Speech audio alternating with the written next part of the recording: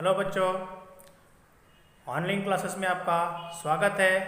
तो चलिए बच्चों, आज हम एक हिंदी विषय के एक नए पाठ के बारे में जानकारी प्राप्त करेंगे। आज नया पाठ है पाठ 8 पृथ्वीराज चौहान। पाठ का नाम क्या है? पृथ्वीराज चौहान।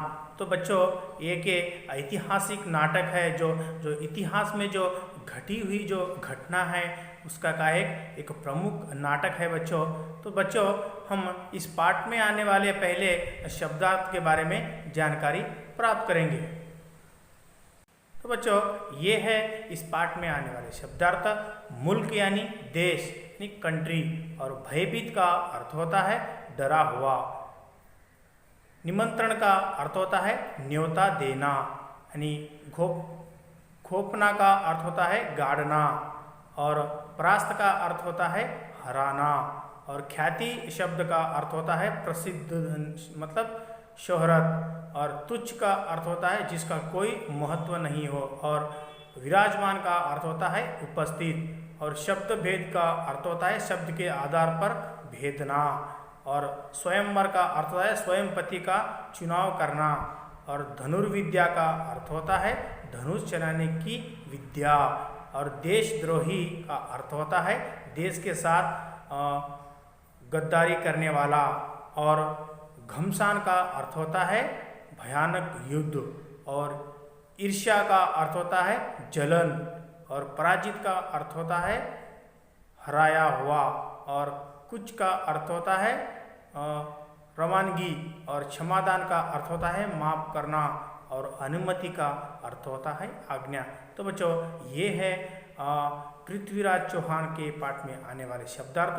तो चलिए बच्चों, हम पाठ के बारे में जानकारी प्राप्त करते हैं। तो बच्चों, यहाँ पर पाठ है पृथ्वीराज चौहान। एक ऐतिहासिक नाटक है बच्चों।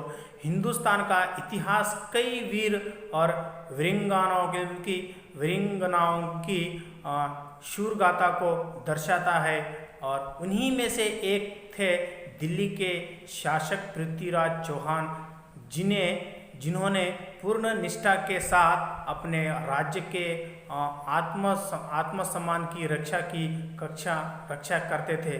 तो इस तरह से कहने का मतलब है कि बच्चों, एक दिल्ली के सिंहासन पर विराजमान था वहाँ पर पृथ्वीराज चौहान। तो हम क्या मतलब कहने का मतलब है कि वो क्या है, एक अपनी निष्ठा से और अपनी आत्मसम्मान की क्या है वहाँ पे रक्षा कर रहा था। तो मतलब कि हम इतिहास के 12वीं सदी के पन्नों को खोलेंगे तो देखेंगे कि हाथ में तलवार लिए गजनी का सुल्तान मोहम्मद गौरी हिंदुस्तान के राज्यों पर धावा बोलता है कि और लूटपाट करता हुआ, मतलब कि धावा बोलता और लूटपाट करता हुआ चाहता था कि गजनी सबसे धनी देश बने और हिंदुस्तान की तरह सोने की चिड़िया कहलाए। और अब उसकी निगाहें दिल्ली पर टिकी हुई थी, और वहीं दिल्ली जिसके सिंहासन पर पृथ्वीराज चौहान विराजमान थे, वे बहुत ही वीर और मतलब कि युद्ध कला में निपुण युद्ध मतलब कि योग्यता थे, और शब्द भेद तिरंगबाजी में तो वे मतलब कि माहिर थे। तो इस तरह से क्या है यहाँ पर पृथ्वीराज चौहान से क्या यहाँ पे मोहम्मद घोरी क्या यहाँ पे अपने एक इस हिंदुस्तान को क्या है एक जीत कर एक हिंदुस्तान से क्या है वहाँ पे एक सोने की चिड़िया कहलाना करके उनको क्या है एक महत्व रहता है। तो इन दोनों के बीच में क्या है भयंकर यहाँ पर एक युद्ध होता है बच्चों। तो आज क्या है और पृथ्वीराज चौहान और इस मोहम्मद घोरी के बारे में किस तरह से युद्ध हुई और इन दोनों के बीच किस तरह से वार्तालाप हुआ, तो बच्चों इस तरह से क्या है हम आज जानकारी प्राप्त करेंगे। तो पहले क्या है बच्चों, अब पहले भाग में क्या है यहाँ पे हम पहले ही जानकारी प्राप्त करेंगे। तो बच्चों, यहाँ पर एक घटना है कि हमारे भारत देश के इतिहास से जुड़ी हुई एक महत्वपूर्ण घटना है बच्चों। पृथ्वीराज चौहान और मोहम्मद घोरी के बीच हुए युद्ध के बारे में हम पहला भाग में आज जानकारी प्राप्त करेंगे। तो चलिए बच्चों, अपना किताब लीजिए, अपना टेक्स्ट बुक लेकर, जैसे ही मैं पढ़ते जाऊंगा आप वैसे ही क्या है आपको पढ़ते हैं और विचार करना चाहिए बच्चों। तो चलिए बच्चों पढ़ते हैं अभी हम लोग। मोहम्मद घोरी पहले, हमने बड़े से बड़े राज्यों को जीता है, लेकिन जितना खजाना दिल्ली में है उतना ही और नहीं। अगर हम दिल्ली के खजानों को लूट ले तो हमारा मुल्क सबसे धनी मुल्क बन जाएगा और सोने की चिड़िया कहलाएगा। तो यहाँ पर देखिए बच्चों, कहने का मतलब है कि मोहम्मद घोरी का कहने का मतलब है कि मोहम्मद घोरी सभा में बैठकर वहाँ पर उन सभी उनके सदस्यों को कह रहे कि हमें क्या है, बड़े से बड़े राज्य हम लोग जीत चुके हैं। और कहने का मतलब है कि दिल्ली में जो जितना सोना है उतना सोना क्या है कहीं राज्यों में नहीं है। हमें क्या है, उस दिल्ली वाले खजाने को क्या है हमें जीतना है और हमें क्या है मुल्क में क्या है, इस देश से क्या है हमारा मुल्क सबसे धनी मुल्क बन जाएगा और सोने की चिड़िया कहलाएगा करके वहाँ पे मोहम्मद घोरी विचार करता है बच्चों। देखिए मोहम्मद घोरी का मंत्री यहाँ पे क्या कहता है। मंत्री, सुल्तान माफी चाहता हूँ, दिल्ली के शासक पृथ्वीराज चौहान युद्ध कौशल में माहिर और उनके पराजित करना लोहे के चने चबाने के जैसा होगा। तो वहाँ पर मोहम्मद घोरी का मंत्री कह रहा है कि दिल्ली का जो सुल्तान वहाँ पे क्या है, मैं क्षमा चाहता हूँ, दिल्ली के शासक जो है वहाँ का राजा जो है पृथ्वीराज चौहान, वहाँ पर उनको हराना नामुमकिन है, पराजित करना नामुमकिन है। जैसे हम लोहे के चने चबाने के जैसा होता है, हराना कोई मामूली नहीं है। तो यहाँ पर क्या है, वहाँ के मंत्री क्या है, वहाँ पे मोहम्मद घोरी के मंत्री यहाँ पे कहता है। तो यहाँ पर देखिए बच्चों, मोहम्मद घोरी यहाँ पे क्या कहता है। मोहम्मद घोरी, तो ठीक है, हम भी पृथ्वीराज चौहान की वीरता को देखना चाहते हैं। सेनापति, दिल्ली पर हमला करने की तैयारी करो। इधर दिल्ली के शासक पृथ्वीराज चौहान जो सिंहासन पर विराजमान तक युद्ध की सूचना पहुंचती है। तो यहाँ पर देखिए जो मोहम्मद घोरी कहता है कि ठीक है, हम भी क्या है उनकी वीरता को क्या है देखना चाहते हैं और चाहते हैं कि सेनापति दिल्ली पर हमला करने की तैयारी करो करके वहाँ पे क्या है आदेश दे देता है। और ये सूचना क्या है वहाँ पर पृथ्वीराज चौहान तक पहुँच जाती है। तो बच्चों यहाँ पर देखिए पृथ्वीराज का दूत, मतलब पृथ्वीराज के जो उन सदस्यों में काम करने वाला उनका क्या है दूत रहता है। और महाराज की जय हो, वहाँ पे क्या है उनकी सूचना लेकर आता है। वहाँ पे महाराज की जय हो, अभी अभी सूचना मिली है कि गजनी का सुल्तान मोहम्मद घोरी दिल्ली पर आक्रमण करने की तैयारी में है। यहाँ पर क्या है, पृथ्वीराज चौहान महाराजा को आकर बताता है, पृथ्वीराज का दूत। और पृथ्वीराज चौहान देखिए यहाँ पे जोश में कहता है कि वहाँ पे पृथ्वीराज चौहान इतना कमजोर नहीं कि मोहम्मद घोरी जैसे तुच्छ लुटेरे से भयभीत हो जाए, और हम राजपूत हम किसी के आक्रमण से नहीं डरते, मतलब कि नहीं डरते, करने दो उसे हमला। तो यहाँ पर पृथ्वीराज चौहान और मोहम्मद घोरी के बीच घमासान युद्ध होता है और इस युद्ध में मोहम्मद घोरी पृथ्वीराज चौहान के हाथों पराजित होते हैं। तो यहाँ पर देखिए बच्चों, जैसे ही वहाँ पे आदेश देता है कि युद्ध करने का, और वहाँ पे क्या है मोहम्मद घोरी युद्ध करने के लिए आ जाता है और युद्ध करते ही वहाँ पे क्या है पृथ्वीराज चौहान से क्या है बच्चों वहाँ पे घमासान एक बड़ा युद्ध होता है। उस युद्ध में क्या है मोहम्मद घोरी क्या है हार जाता है, वहाँ पे क्या है मतलब पराजित हो जाता है।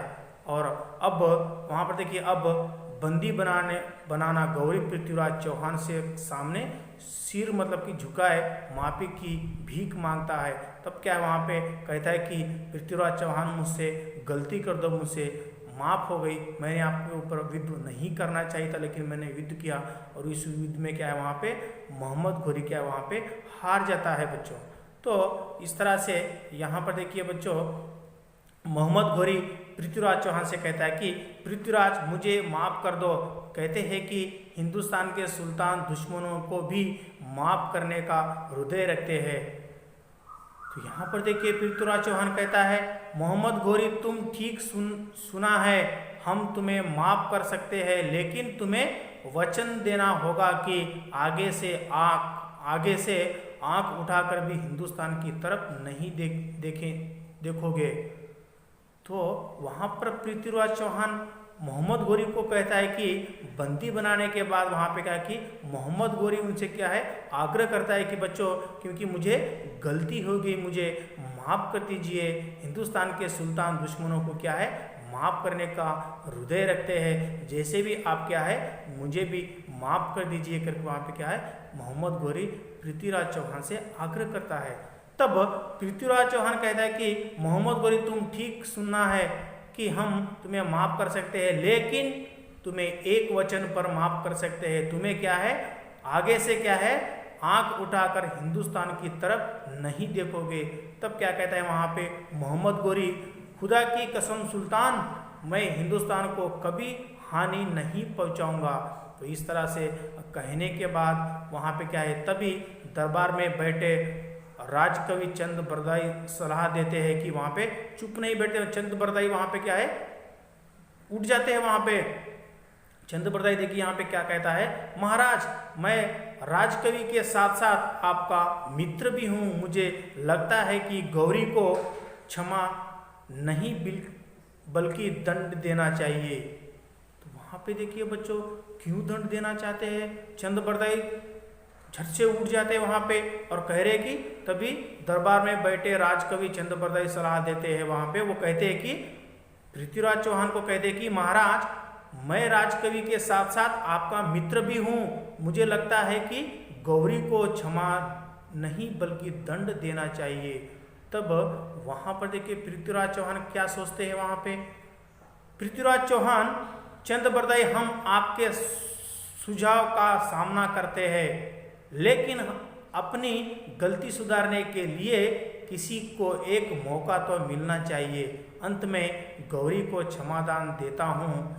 और इस तरह क्षमादान माफ कर मोहम्मद घोरी गजनी वापस लौट आते हैं, लेकिन वहाँ अब भी अपनी हरकतों से बाज नहीं आता। वहाँ दिल्ली के खोजने को पाने के लिए षड्यंत्र पर षड्यंत्र रचता रहता है। तो इस तरह से क्या है वहाँ पे पृथ्वीराज चौहान ने उस मोहम्मद घोरी को पहली घुमसान युद्ध में क्या है हरा कर और बाद में उसे क्या है इस हिंदुस्तान की ना देखने का तरफ क्या है वहाँ पे उनको वचन देकर और वहाँ पे क्या है बच्चों पृथ्वीराज चौहान ने उस मोहम्मद घोरी को क्षमा कर देता है। और क्षमा करने के बाद वहाँ पर मोहम्मद घोरी गजनी क्या वापस लौट जाते हैं। और लौट जाने के बाद वहाँ पे क्या है मोहम्मद घोरी अपना इस दिल्ली को खजाने को पाने के लिए वहाँ पे क्या एक षड्यंत्र पर षड्यंत्र रचता रहता है। इस तरह से क्या है बच्चों इस पृथ्वीराज चौहान के पाठ में क्या है पहला भाग यहाँ पर समाप्त होता है। तो बच्चों हम अगली कक्षा में दूसरे भाग के बारे में भी जानकारी प्राप्त